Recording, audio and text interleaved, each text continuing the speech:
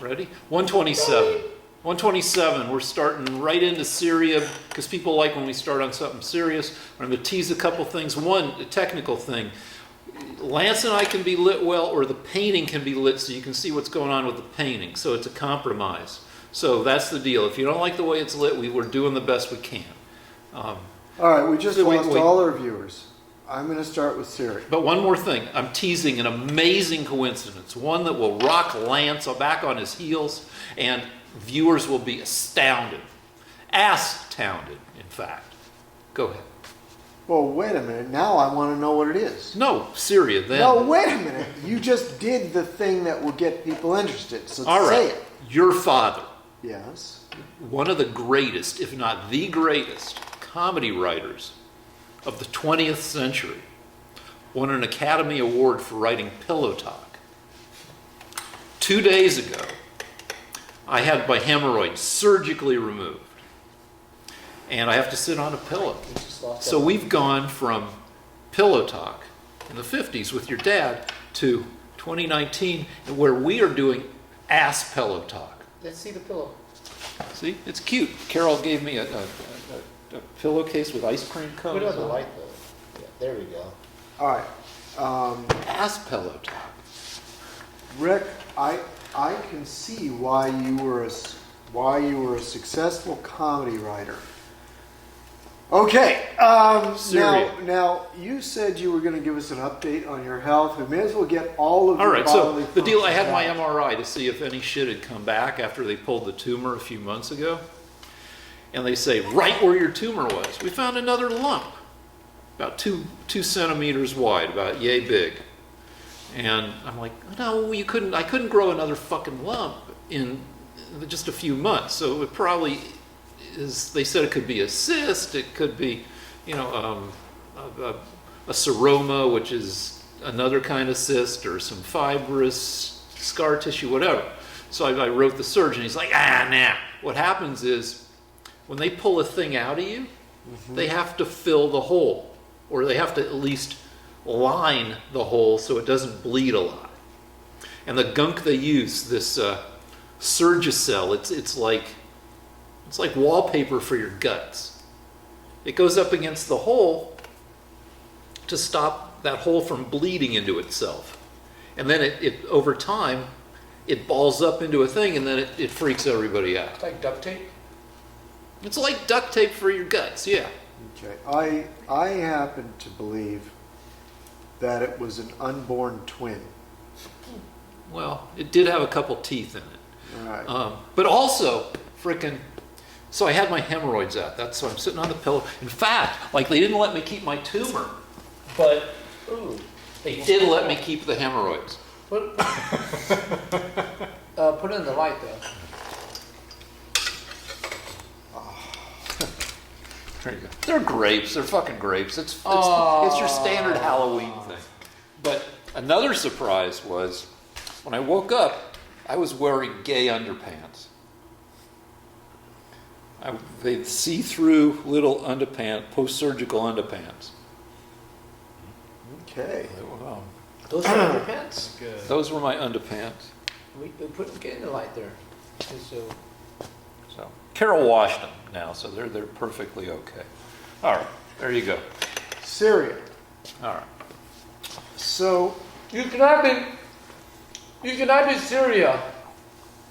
Well, let me explain the gay underpants thing, because I don't mean to slur anybody, but when I was a stripper, not a good stripper, I was looking for anything that would give me an advantage in the stripping arena, including like sexy underpants. And of course, but women do not give a shit about what underpants guys wear. Except that, and 30 years ago, it was even okay to wear tighty-whities. Now they're creepy. But in my looking around, I thought, all right, maybe better underpants will help me get more tips. And so I explored the realm of underpants in the 1980s. And there were, in the 1980s, companies that sold to gay men, and I don't know what the situation is now. There was a lot of mesh underpants in the gay community. So Syria. okay. So here's the deal, guys. I, I will say that I was suspicious that this was the case. And now I read up on it, and I'm kind of embarrassed that I didn't announce this the last two times we talked about Syria. But something needs to be considered. There's two things that I figured out. The first is that in order to understand Trump's pullout, you have to understand how we got there and what the Kurd situation is. So here's the situation. The Kurds, after Syria had its civil war, the Kurds were located mostly in the northeast portion of Syria. And it's a good solid chunk of Syria. It's about maybe 2/5, a third, maybe a quarter of the size of the total of Syria. And it's roughly, what, 6 million Kurds? I, It's a lot of Kurds. Okay. It's enough for them to have their own country, except they don't. Okay, so, well, there are, I don't want to go into the whole history of the Kurds. It's not necessary. What I found out, though, is that after the government sort of collapsed into civil war, the Kurds took over that section of Syria. And it was, they basically kind of, I won't say they pulled a fast one, but they sort of said, okay, this is going to be our territory. Now, what happened was after that, ISIS came in and started slaughtering and were, hell on earth. So what Trump agreed to do was to send troops into that area. And it was primarily the Kurds that did the fighting, but we made it so that they would win with our superior technique and strategy and armaments, our technical armaments. So we paid them to do the fighting. People don't know this, but they were fighting alongside us, but they were getting paid. And we basically paid them to rid that area of ISIS. And I think Trump kind of sees that as, well, that was the deal. That we'll come, ISIS is marauding, murdering insanity. We'll wipe out ISIS for you, with you. But then after that, we don't have any obligation to ensure that this area of northeast Syria becomes Kurdistan. Now, I then researched what the Turks are trying to do.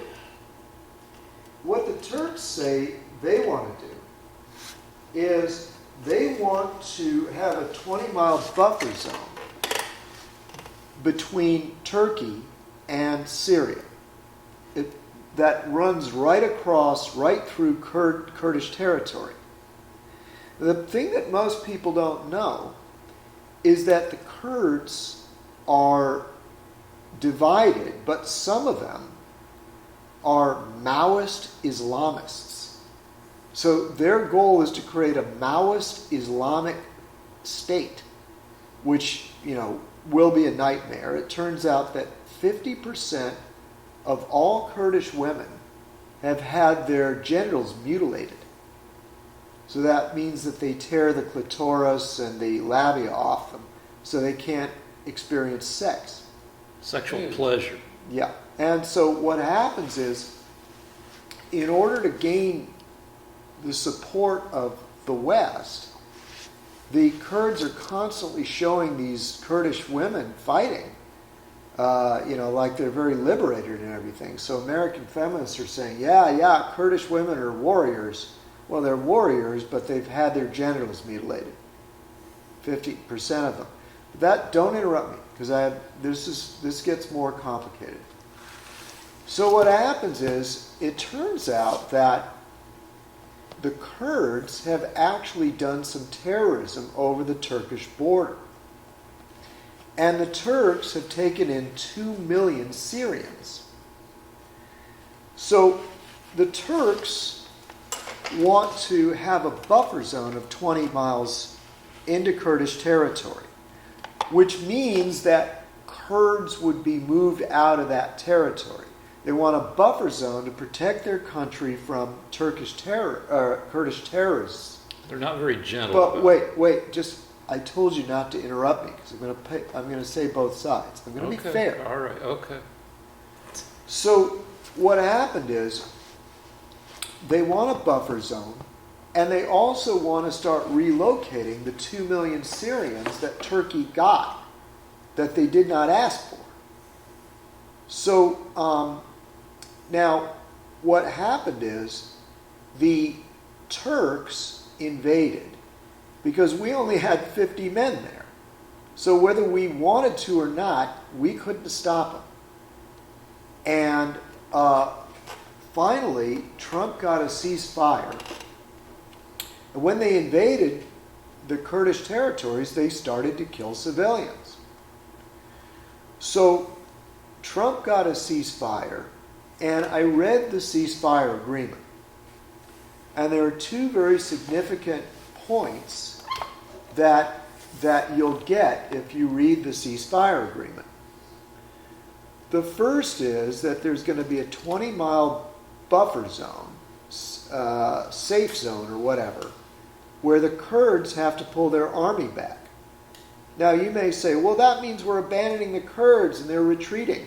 No, actually what happened was they just had to demilitarize that area. That means they're not allowed to have anything in that 20 miles that could threaten Turkey. But Turkey has made two pledges that are very important. Now, they could, of course, break the agreement. It seems like there are reports they are. Well, okay, they could, but if they stick to it, what the agreement says is, one, they're not going to bite off that piece of Syria. That piece of Syria, according to the agreement, has to remain in Syria. It can't become Turkey. The second thing they've agreed to is not to kill civilians or kill anybody outside of that zone. Except they are. Okay, I am aware that they are. There has been sporadic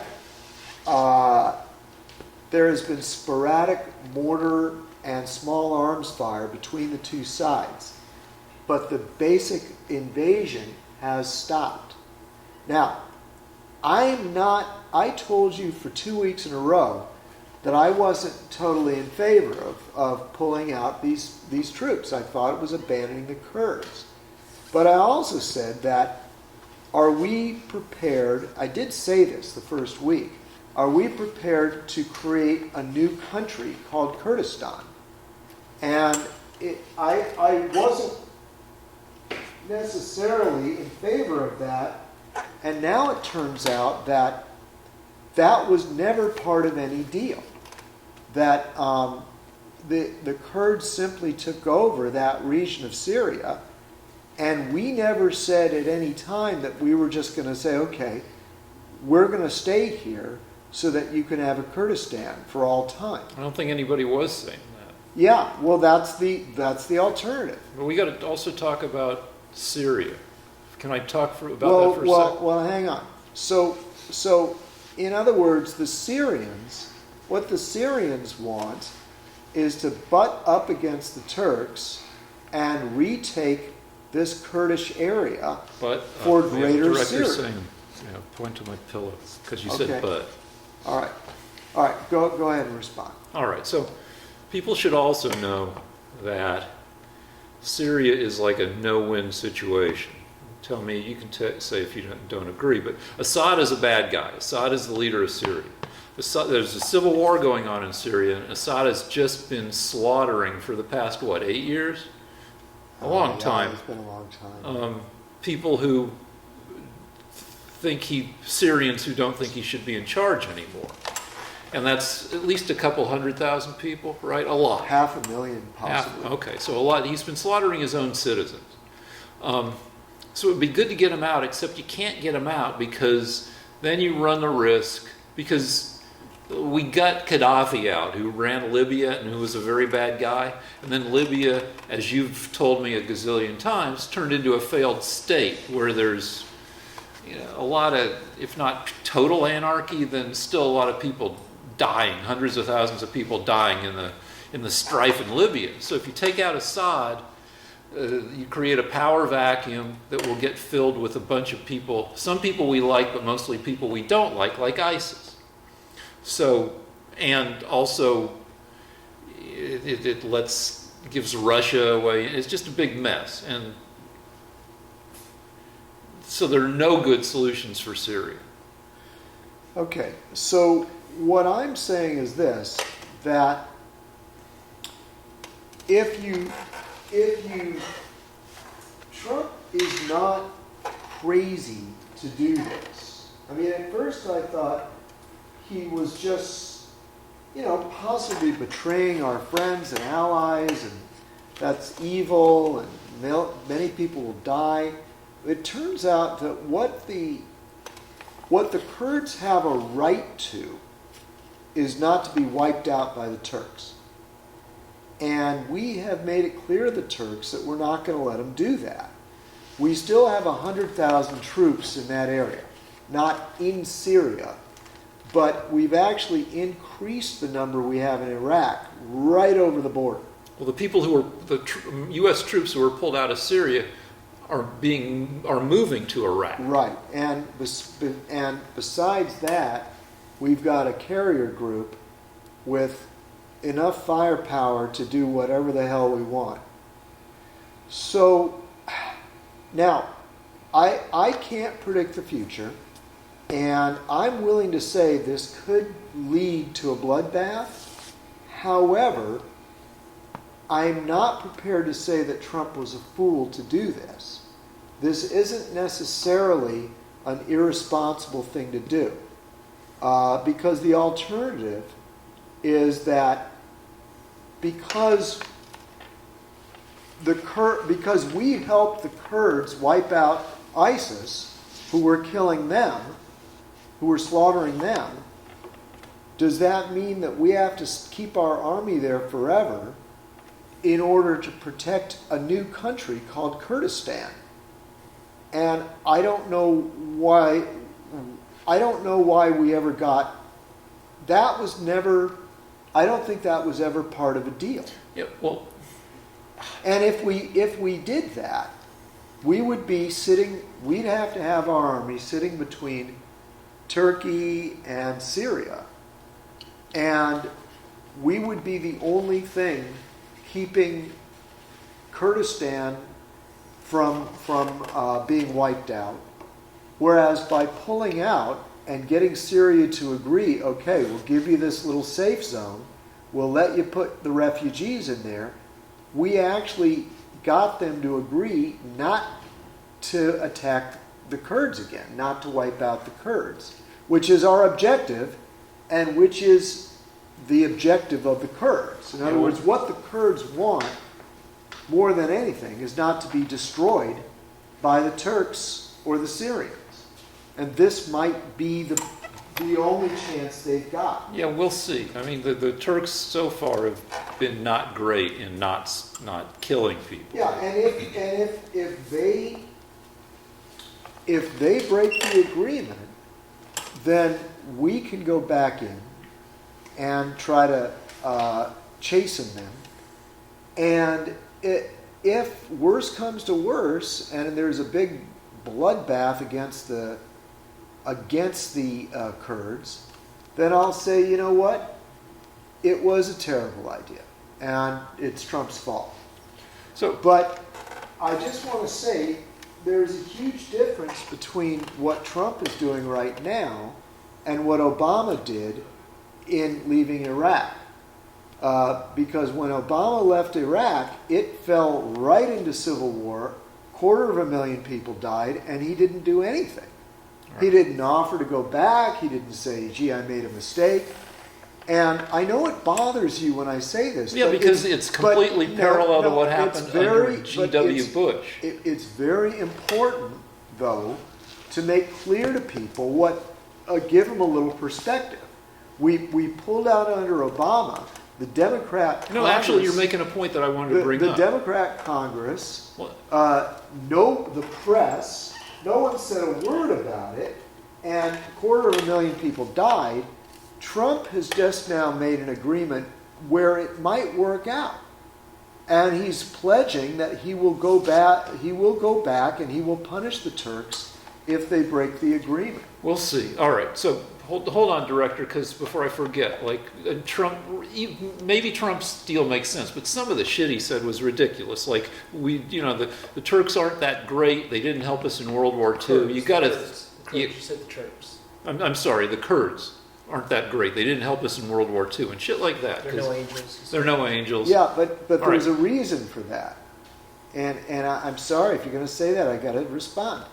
The reason is that there is a radical terroristic wing of the Kurds. And that wing is what the Turks have to deal with, of Maoist Islamists. Now, there are two things I hate in this world, Islam and communism, and they've got a group of people that are very active and very dangerous in that area. That's the first thing. The second thing is that they took over that northeast portion of Syria, and nobody said that they could keep it.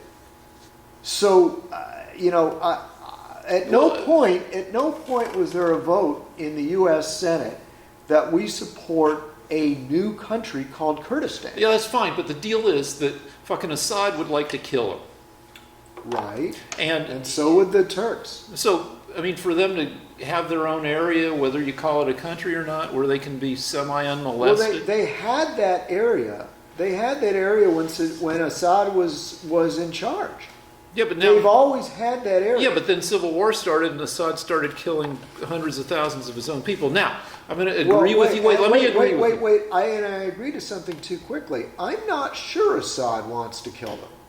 I'm not sure about that. I think what he wants, I'm going to take a wild guess that he simply wants to reunite what Syria was. And what that would mean is having the northeast portion largely Kurdish. So I have no proof that he wants to slaughter them. All right, maybe in fact, the Kurds are now forming an alliance with the Syrian government under Assad. Okay. And that is probably the best deal they're going to get.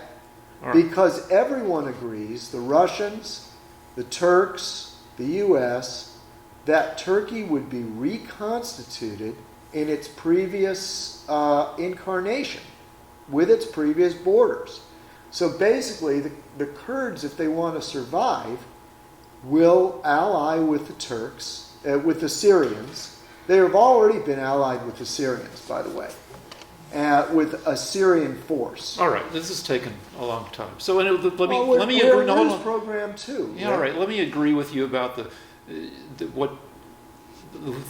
the Democrats are freaking out a little bit because they think that the weirdly quick pullout abrupt pullout of American troops from supporting the Kurds makes our other international alliance, makes the other countries of the world we're allied with nervous that we could do some other abrupt shit. But that aside, there are places in the world where it makes sense to keep small standing U.S. forces. Like, you could argue Afghanistan, which, going into Afghanistan and trying to conquer it destroyed the Soviet Union. And then we've been in Afghanistan since 2001 and still haven't, vanquished it, which is not exactly what we were trying to do. But like shit is still, Afghanistan still has areas that are at risk of falling to local warlords or that have fallen. And it might make more sense after we've been there forever to keep a small standing force there to keep whatever progress we've made. And I was listening to NPR because that's what good liberals do, and they listed all the places in the world where we have small or medium-sized standing forces. South Korea, Japan still, Germany still, all these places around the world. My late brother was a Marine officer, and he went all over the world, on short assignments to the places where we have U.S. troops as part of forces that have been there for decades. And you could argue that it's like Trump has been trying to reduce our international footprint, say, that we shouldn't be the world's babysitters. But at this, I would argue, and I think other people on my side would argue, being the expense of being the world's babysitter to some extent, it means you're a powerful country, and we should try to preserve that. When we pull out and leave a vacuum, there are other countries who are wanting to get in there. China is trying to be the world's friend, and the next 50 years is going to be a long tussle with China over world domination. Go ahead. Two quick points for a comment from both of you guys. Shouldn't the progressives and the liberals be jumping for like high heavens that Trump is taking this dovish approach to foreign policy? I mean, he's the dove. All of a sudden, you see all these people on Twitter like now that we're now they're war hawks like Alyssa Milano. It seems so weird. I don't know. I don't follow Alyssa Milano, but sometimes it's dovish to keep a standing force in place to keep some stability, because we pulled out and now there was a week or 10 days of Turkish forces moving in and civilians getting blown up, and I don't know. Anyway. What? Well, I mean, the hypocrisy stinks to high heaven.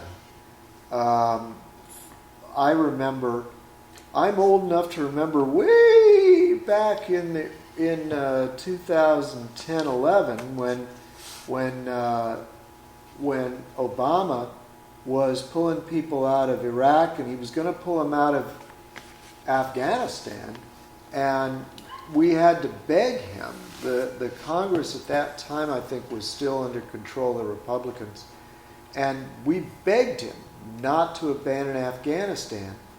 And now, but all the Democrats love the idea. They started saying, "Are we the policemen of the world?" But they're such hypocrites that when Trump tries to do that very same thing, they become war hawks. Like, oh no, American power must never be, reduced. We are there to keep peace, and our forces must be around the world in great strength. And I agree that we should stay in places that are of strategic interest. I don't think Trump's pulling anybody out of Taiwan, Korea.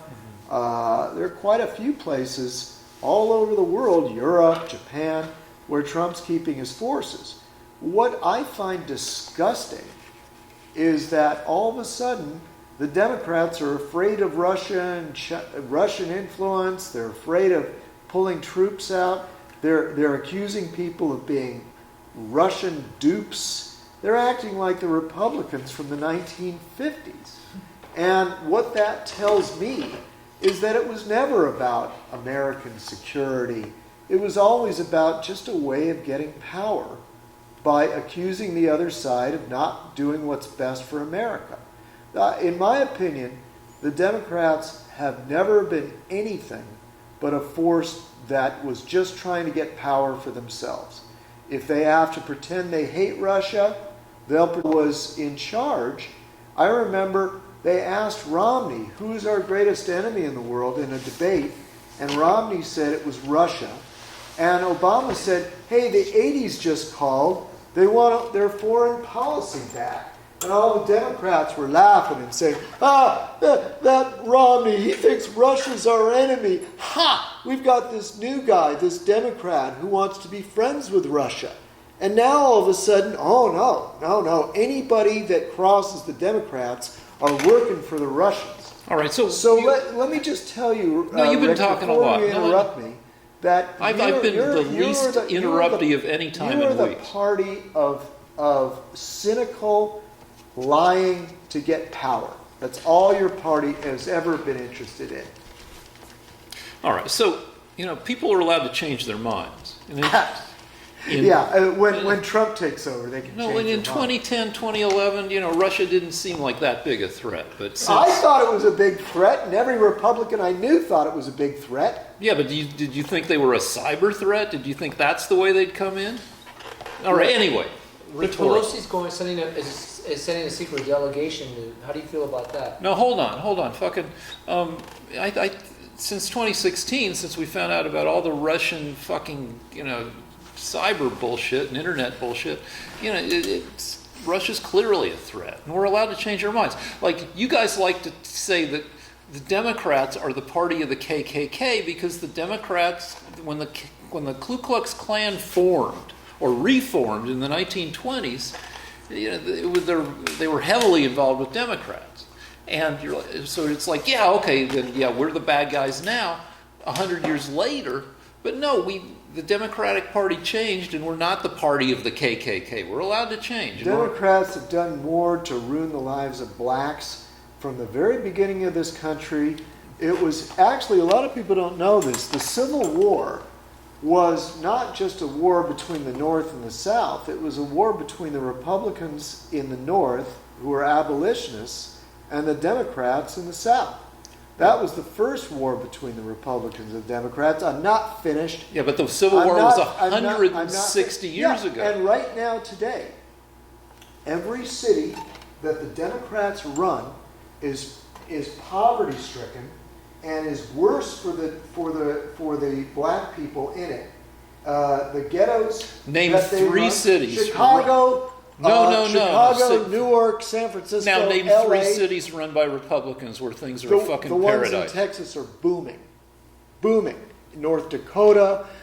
People are moving in droves. Name the cities. To Utah. All the states that are run by Republicans do better than the rotten, dirty, ghetto-ridden slums that the Democrats have run for the past 50 years. What? Detroit. What percent? New York, Utah. York. What percent black is Utah? What percent black is Salt Lake City? Is Ogden?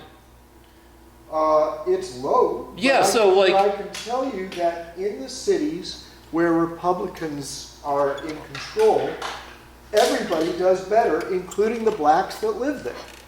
The cities that are controlled by Democrats are rife with slums and crime.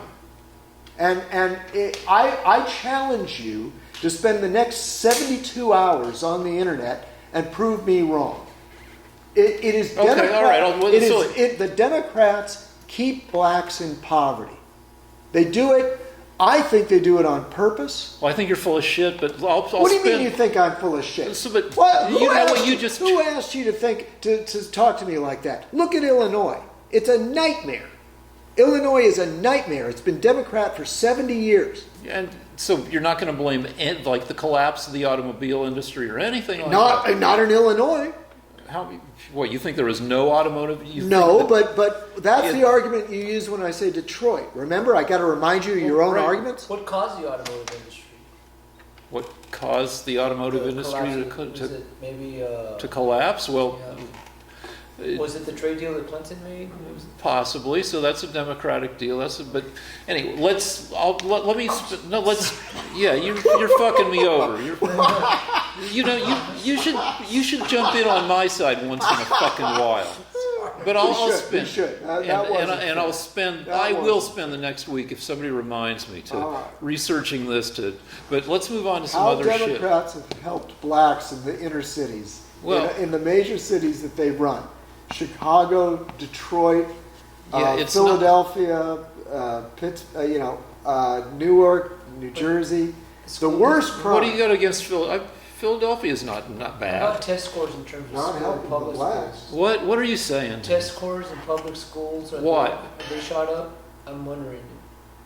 What is the Test scores on what? Like in math and if you're talking SAT and stuff like that, they haven't. I don't think they've shot up. They've stayed stagnant or they've declined. blacks? But we're not prepared to talk about this Well, I shit. am. It turns out that one of the things that the Democrats. So wait, so you're fucking me over again, director. Director, you want me to walk off here? No, You're bringing up something we didn't even. I know we didn't. Yeah, it's not fair. Okay. Sorry. Though you did. You have our director who has to remain anonymous has a master's degree in this shit, which includes testing. So anyway, let's move on to Marvel movies. Fine. Okay, so Francis Ford Coppola and Martin Scorsese both came out. Or this show has a fuck time we tape because we can't say anything about this week because we tape on Sunday night. So everything that I'd like to say they came out this week, but no, they came out last week because it's already the next week. The millennials watching this say that we should be live streaming. Yeah. Like we're old people that don't know how to do that. Yeah, we have a combined age, director and two cast members of more than 160. You know, we stretch all the way back to the Civil War. But it is. I think it's a millennial thing that we should be live streaming. Yeah, it should because we should be technically We competent. knew how to do that. Yeah, but also it's giving a shit about doing. We should anyway. Fine.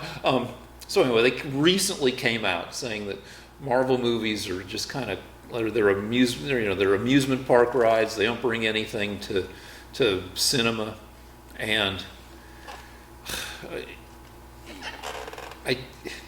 what happens to me in Marvel movies often is I fall asleep about 90 minutes in, and I sleep for 20 minutes, then I wake up for the last hour of the movie, and it's fine. But they are fucking long. This is just my opinion. And there's a reason for that. One is that the Marvel movies are based on a whole... Yeah, go ahead. No, I was saying waving. Oh, okay. Hello, somebody off camera.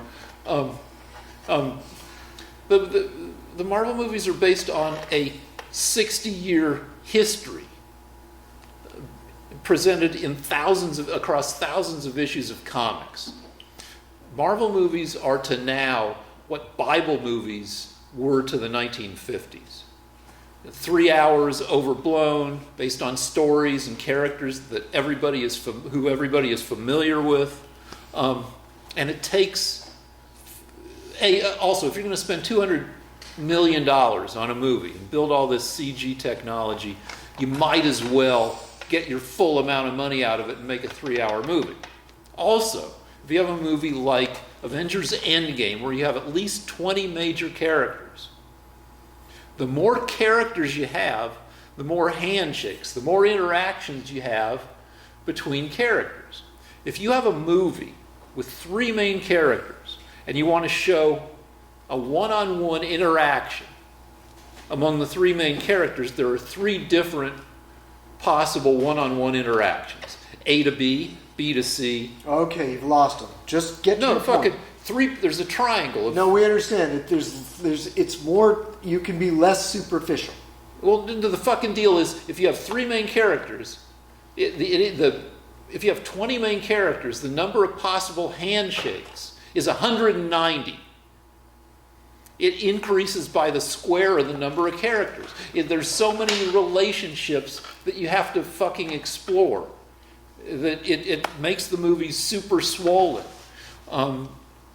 Exactly how many more minutes would that be per handshake, would you say? I don't know, because you're not going to do all of them, but it's all these different fucking scenes. And we're saying that, say, 20 seconds per handshake, 20 different characters. So I'm going along with him. Because I realized, instead of doing a show, it's going to boil down to mathematical things. So I'm just going with it. I'm saying, Well, you know I'm what? just- Exactly how many handshakes, how I just many told minutes you. could be cut from that movie if we reduce the number of meetings between characters.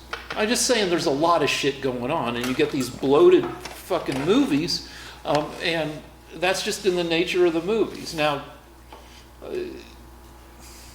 I fall asleep.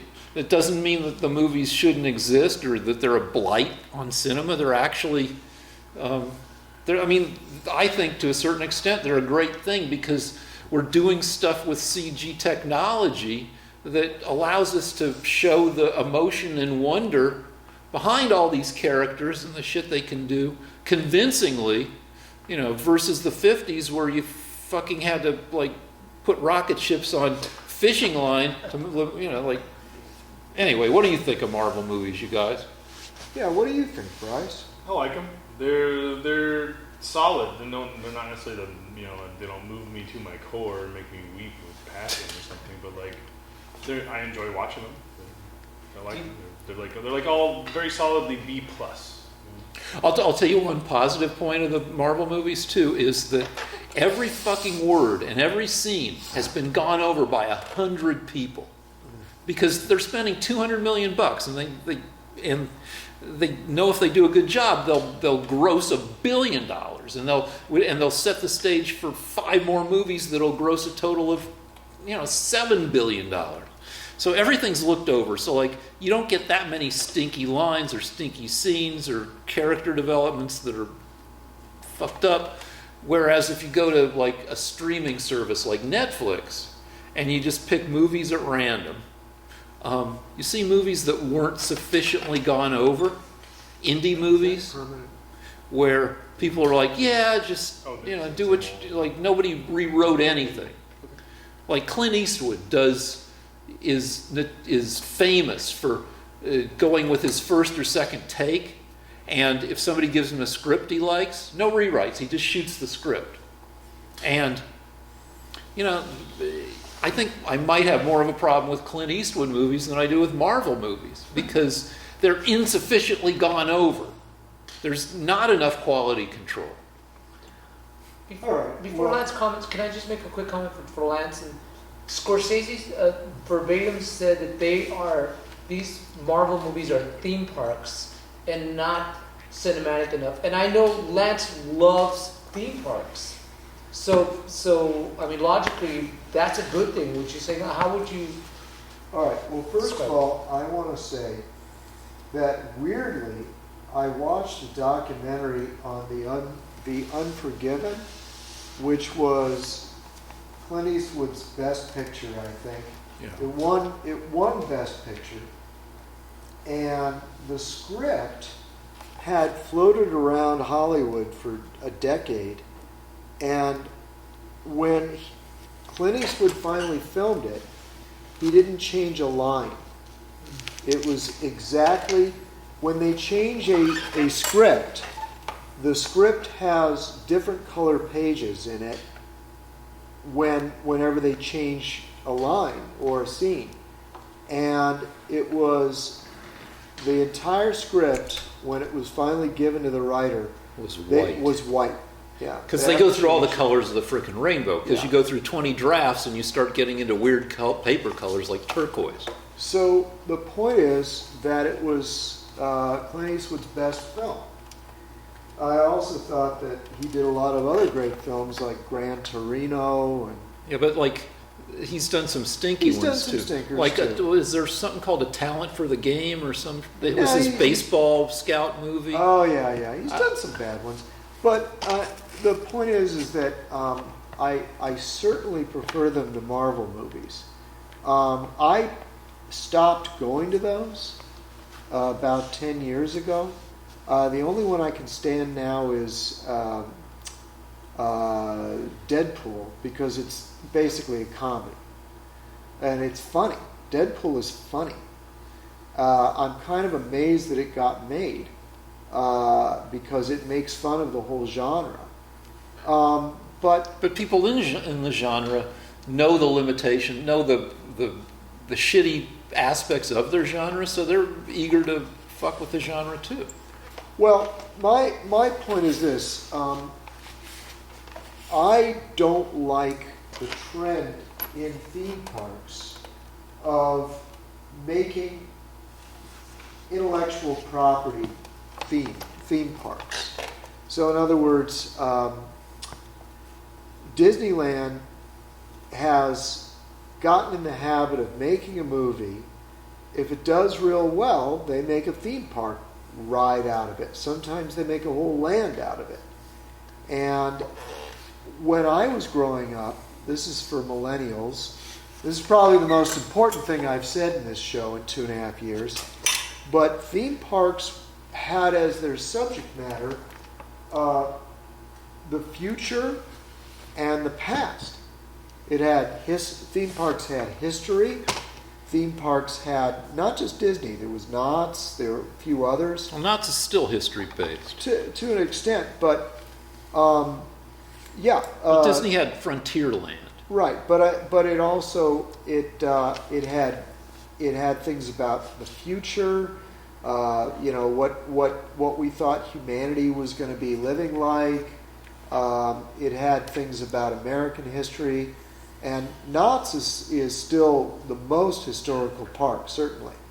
And you love so Knott's. it's not just to a certain extent. It is the most historical park. But I'm getting to a point. My point is that I find it sad that there's so much intellectual property in these theme parks. It kind of turns me off because I feel like I'm in a big advertisement for their product. And there's a real nasty commercial feel to it, along with these homogenous films that are so politically correct. So even the films themselves are so PC that they're kind of nauseating. Should we talk about the four quadrants Wait, for a I'm second? not done yet. But before you're done, can you define intellectual property in theme parks? Oh, okay. Intellectual property is anything. Star Wars is an intellectual property. So there's a copyright on that little world. Mm-hmm. Like you can't make a Game of Thrones TV show on YouTube because it's copyrighted. It's intellectual property. Have we done the half-hour stop down? Yeah, we're Okay. Okay. So I object to that, to theme parks getting this commercial feeling. Well, wait a And second. I object to 2 points, and I object to the PC quality of the films that are so homogenized that no one will object to them. All right. So, But wait, the final thing I have to say, though, because you got me started, is that actually theme parks have fantastic rides, though, in spite of the fact that they are intellectual property. Disney and Universal Studios have done some of the best rides I've ever been on, or anybody's ever been on, and they are intellectual property. yeah. So- like Fast so- and Furious ride. are they scary? Or? Yeah, well, I mean, Universal has the Jurassic Park ride and the Harry Potter land that are both really wonderful. The Disney has Cars Land, and they're working on a Star Wars land that has yet to be completed. But I have to say, these are good experiences for those who go to theme parks. Disney has an Avatar ride for the Avatar film that's supposed to be the best ride ever invented. So my point is that it may be that the theme parks can survive if the rides are good enough. So, and you could argue the opposite thing is that maybe it's that instead of having to invent a ride based on, from whole cloth, you can start with, an environment and a story and characters that everybody knows. Yeah, I mean, that's the idea. But you see, it also speaks of a certain cowardice. Let me explain. Disney can't do a ride about the Civil War now because there's too much. No one has the vision to say, this is interesting, this is important, let's have people experience the Civil War. Yeah, but if the Wild Wild West reboot movie probably 20 years ago now with Will Smith had done well and had a sequel, you might be seeing like a ride set in the 1880s. Well, actually, they even did a Lone Ranger, and they were going to dress up their theme park. One of their big rides was a Western ride, and they had planned to turn it into a Lone Ranger ride. But it tanked. Yeah, so they didn't do that. And my argument is, Walt would have just said, I think the Old West is important. Let's do some realistic rides about the Old West. Yeah, but I am skeptical of the Old West stuff because the one reason the 50s and early 60s were so Old Westy is because the Old West is cheap. The Old West is to the 50s what post-apocalypse is to now, and zombies to some extent, where if you want to make a movie for cheap, you go out into the desert, out near Zizek's Road on the way to Vegas, and you put everybody in black leather and fucked up cars, and this is the world after the world ends. It's cheap. Yeah, but there's another reason for the popularity of zombie movies. Okay. It's because the world is so politically correct. Oh, that it's very easy to shoot zombies. They're already dead or have rabies. Whereas if they were shooting ISIS terrorists, that would be anti-Arab or be interpreted that way. All right, there's a thing in movies that is the equivalent of, there's a thing called the 4 quadrants, and I'm underversed in it, but it's 4 demographic quadrants. Thank you. Thank you. I don't know what the quadrants are, maybe white males and no, not white males, but males of a certain age and, females of some, and anyway, you want to hit these demographic quadrants. You want your movie to have something for everybody, which in a way, you would argue, means it's lacking something for everybody too. Because Bollywood movies, India is a country of 1.3 billion people, 4 times the population of here. And so when they make a movie, they want to make a movie, in Bollywood, they want to make a movie that's going to suck in as many of those 1.25 billion people as possible. So Bollywood movies have frickin' everything. They've got fighting, they have dancing, they have singing, they have beautiful people with beautiful hair, falling in love. They're just, everything is a mishmash of, and they're kind of great, and they're all 3 hours long. Yeah, but see, the downside is recently China has started to influence our films. And I first noticed it when I saw The Martian, and I realized that in The Martian they made China the hero. And why? Because they want to sell that movie in China. So I think it's really pernicious. Which brings us to the NBA is having a little hassle with China because Hong Kong is pissed off at China. Hong Kong is part of China, but it was a British protectorate, I think, until 1999. China was closed off from the world for most of the 17th, 18th century, and Hong Kong was one of the first ports where Westerners could come and trade, and then so Hong Kong turned into this vibrant economy, and then China wanted it back, and England gave it back in 1999, and China promised that Hong Kong could maintain all these independences from China, and now China slowly has been cracking down in China. Thank you, Democrats. No, I'm just kidding. So anyway, in the middle of all of this... Wait, I'm sorry, I got to interrupt. Okay. There's a little fractured history. China wasn't closed off from the world, Japan was. Oh, I'm a fucking idiot. Okay. China actually... but still, Hong Kong was this major trading center. I just want to get the point All out. right, okay. So what happened was, in the 19th century, the late 19th century, the European powers each carved off a little piece of China. China wasn't walled off, but what it was too weak to defend itself.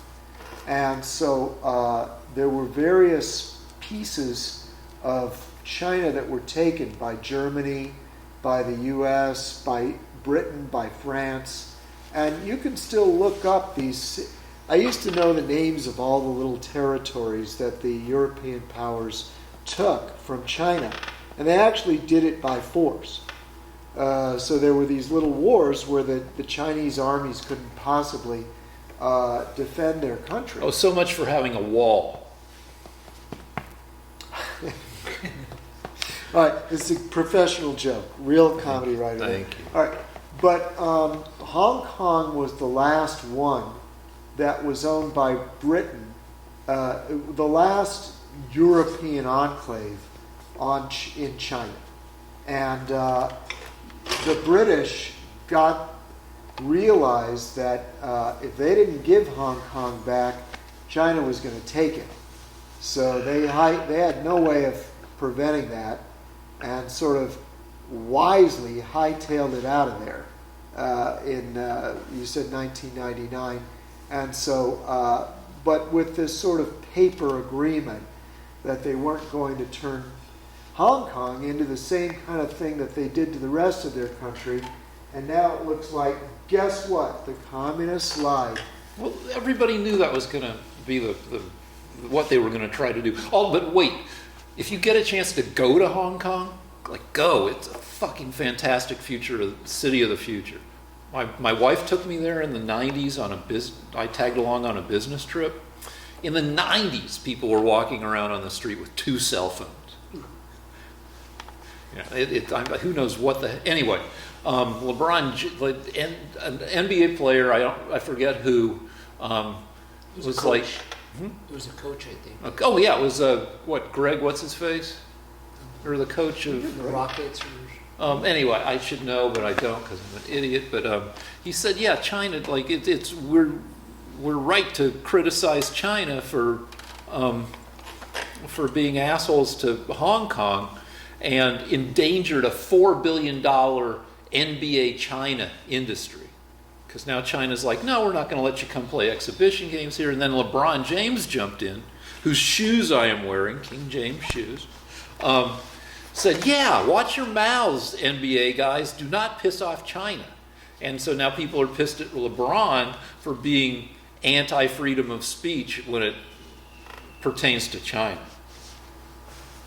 Well, they're right. I mean, I feel bad because I said a lot about the Kurds without really thinking about it that much. And now this guy, who's a basketball player, basically looks like a little lackey of China. Well, a 6'8" lackey of China, not little. Right. Well, he's diminished himself tremendously. You know, he's tall physically, but he's shown himself to be kind of a little man because he's more concerned about shoe sales. Well, people contain multitudes. He's done a bunch of good shit, like paying for the educations of an entire school. I mean, anyway. Right. Well, the point is that what China is doing is they're going around the world pushing people around, and they are using their. We thought that capitalism would change China. When they became capitalist. We helped them become capitalist. And now what we're finding is the reverse. Chinese dictatorship is changing the capitalist world. So they've used capitalism to get involved with us and bully us and steal our technology and become even more dangerous. So thank God we have a president like Trump, who's the first president to actually try to stand up to him and seize the danger. All right.